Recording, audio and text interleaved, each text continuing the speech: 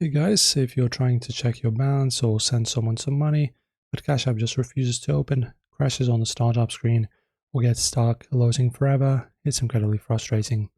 Let's sort this out quickly.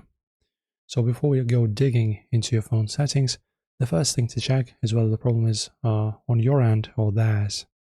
So sometimes Cash App experiences a system-wide outage. So open up your mobile browser or app browser, and then you go to status.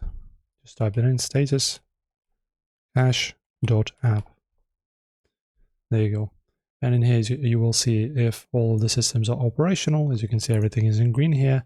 That means it's probably not on their end. So let's move on then. Then guys, just be sure to look at your internet connection.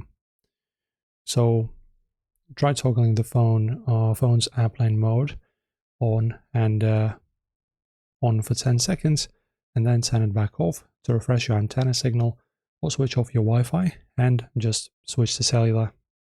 If your connection is strong, a glitched temporary file is likely blocking the launch. If you're on Android, go into your main device, tap on apps, select all apps, open Cash App, and then tap storage and cache and clear the cache. If it still won't open, tap the clear storage to completely wipe the temporary system logs.